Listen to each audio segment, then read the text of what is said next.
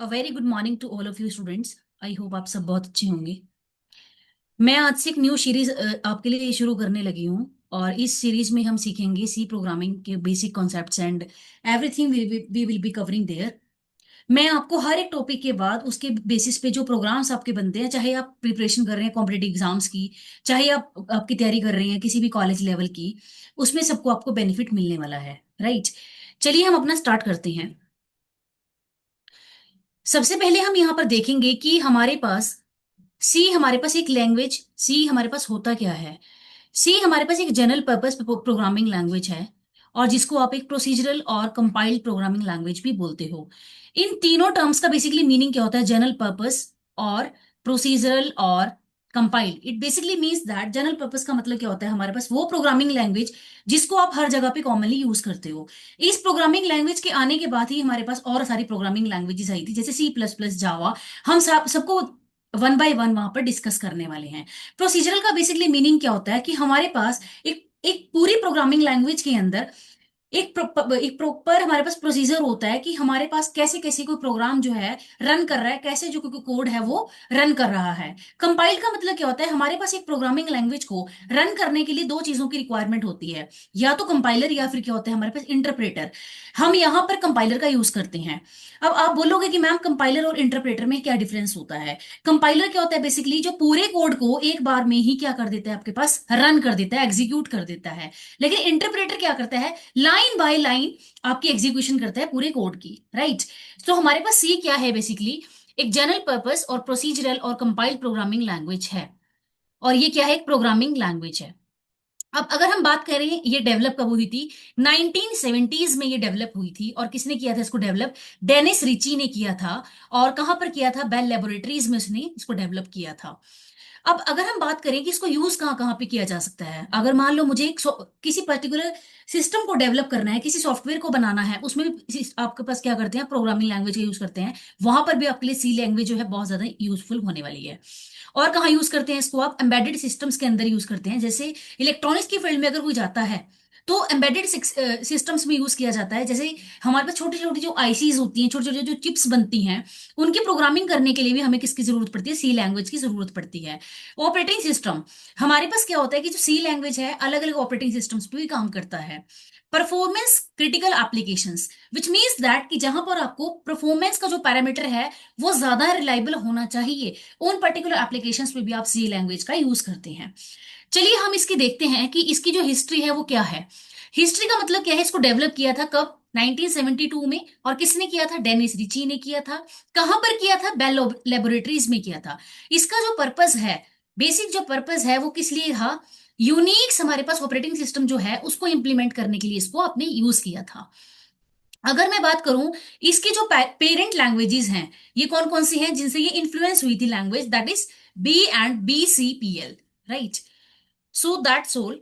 अगर हम बात करें कि हमने यहाँ पर जो बेसिक्स है बिल्कुल सी लैंग्वेज का वो डिस्कस कर लिया है।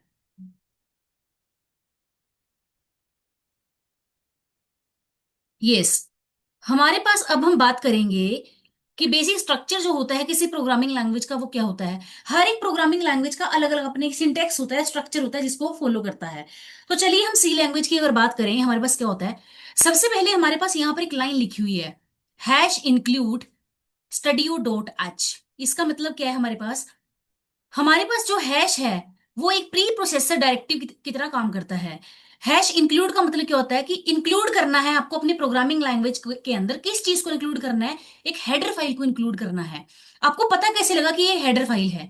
आपने यहां पर देखा कि किसी पर्टिकुलर फाइल का एक एक्सटेंशन होता है। यहां पर आपके पास क्या है? Extension dot H, which means that this is a header file. तो हमारे पास सी लैंग्वेज के अंदर किसी हेडर फाइल को इंक्लूड करने के लिए आपको क्या करना है? स्टडियो डॉट एच, जो हमारे पास यहाँ पर ये एक हेडर फाइल है। इंक्लूड का मतलब क्या है? आपने इसको इंक्लूड किया है किसके अंदर? अपने प्रोग्राम के अंदर। हैश क्या है? एक प्री प्रोसेसिव डायरेक्टिव है। राइट, अब स्टडियो का बेसिकली मीनिंग क्या होता है? S T D basically means that standard, and I means input, and out O means output. तो हमारे पास STDIO का बेसिकली मीनिंग क्या होगा? Standard input output header file.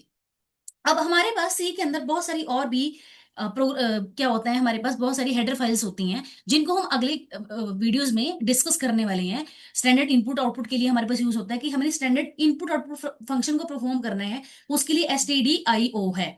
ऐसे ही हमारे पास होती है कोनियो।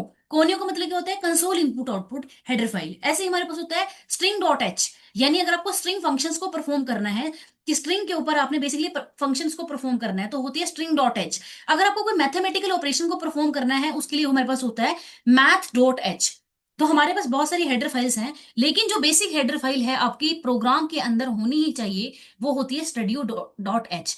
क्योंकि आपको पता है किसी भी प्रोग्राम को रन करने के लिए डेफिनेटली आपको यूजर से इनपुट भी कराना पड़ेगा और आउटपुट को डिस्प्ले भी कराना पड़ेगा। तो वहां पर क्या होगा, studio.h, राइट। चलिए, अब हमने यहां पर देखा है इंट मेन, और यहां पर opening braces and closing braces. अब आप यहां पर देखेंगे इंट आपने क्यों लिखा है। हमारे पास सी लैंग्वेज के अंदर क्या होता है, डिफरेंट डिफरेंट क्या होते हैं, डेटा टाइप्स होते हैं। ठीक है, कि हमारे पास इंटीजर टाइप का होता है, फ्लोट होता है, बहुत सारी हमारे पास क्या होती है, वैल्यूज होती हैं अलग अलग टाइप की। लेकिन आपने यहां पर देखा कि आपने इंट ही क्यों लिखा है। इंट का मतलब क्या है कि जब आप मेन फंक्शन के आगे इंट लिखेंगे, इसका मतलब ये किस टाइप का रिटर्न करेगा, वो रिटर्न करेगा इंटीजर टाइप की वैल्यू को रिटर्न करेगा। अब हमारे पास, आपने अगर किसी ने पहले प्रोग्रामिंग लैंग्वेज को देखा है इसको, हमारे पास वहां पर लिखा होता है, सपोज कीजिए वॉइड। क्या है वहां पर लिखा होता है, वॉइड। वॉइड का मतलब क्या होता है कि वो कुछ भी आपको रिटर्न नहीं करने वाला है। तो इंट का मतलब क्या है कि आपको वो डेफिनेटली रिटर्न करेगा। अब आप यहां पर देखें कि आपके मेन फंक्शन के अंदर आपने लिखा है रिटर्न 0। अगर आप इंट यहाँ पर लिख रहे हैं, इसका मतलब वो इंटीजर टाइप की वैल्यू रिटर्न करेगा, और इंट रिटर्न 0 आपको लिखना यहाँ पर जरूरी है। लेकिन अगर आप यहाँ पर मेन के पहले लिखते हैं वॉइड, तो वो आपको कुछ भी रिटर्न नहीं करेगा, and there is no need to write return 0 here. Is it clear. तो हमारे पास जो यहाँ पर इंट मेन है, यहां से आपका मेन जो प्रोग्राम है उसके एंट्री पॉइंट है। तो मेन का मतलब क्या है, मेन फंक्शन है जो आपसे आपका एग्जीक्यूशन जो है मेनली स्टार्ट होगा, किसी प्रोग्राम का एंट्री पॉइंट है। अब यहाँ पर करली ब्रेसेस ओपन और यहाँ पे करली ब्रेसेस क्लोज, इस पूरे के अंदर आपका जो कोड है वो आपका रन करेगा। अब आप यहाँ पर देखेंगे प्रिंट एफ। प्रिंट एफ का बेसिकली मीनिंग क्या है, हमारे पास किसी भी आउटपुट को डिस्प्ले करने के लिए सी लैंग्वेज के अंदर जो यूज होता है फंक्शन वो होता है प्रिंट एफ। अगर आपको यूजर से इनपुट लेना है, उसके लिए यूज होता है आपका स्कैन एफ। क्या होता है आपके पास, स्कैन एफ।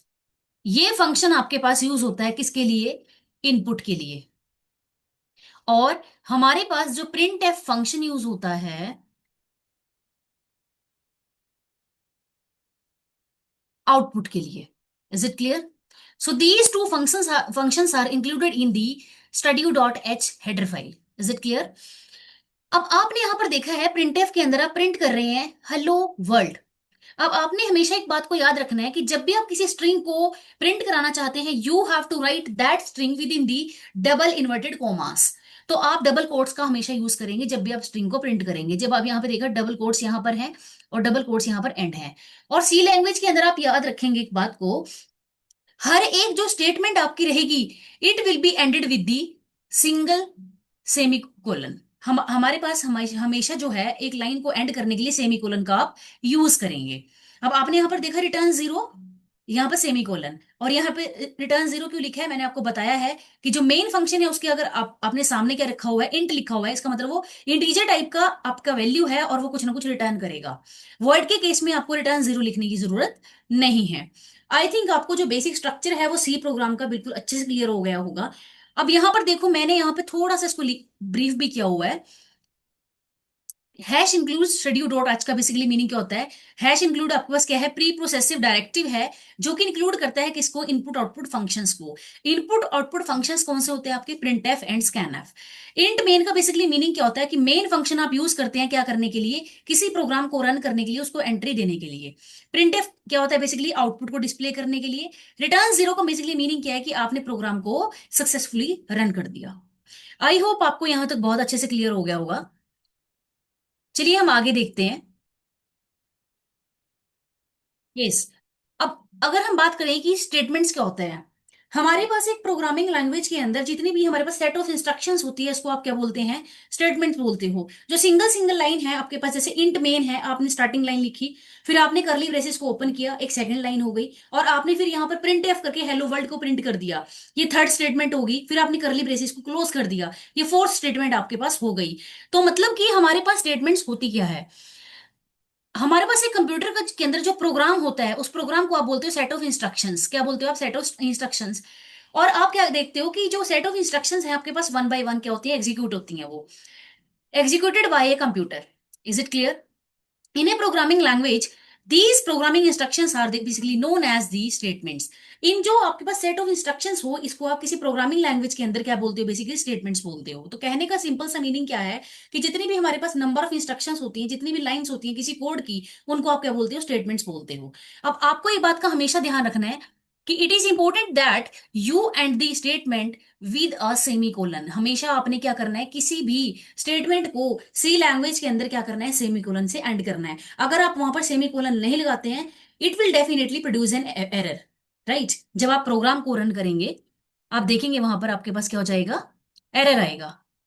आई होप आपको ये बेसिक जो चीजें हैं सी लैंग्वेज के अंदर क्लियर हो गई होंगी।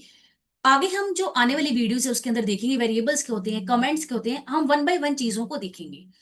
तब तक के लिए आप मेरी वीडियोस के साथ बने रहिएगा,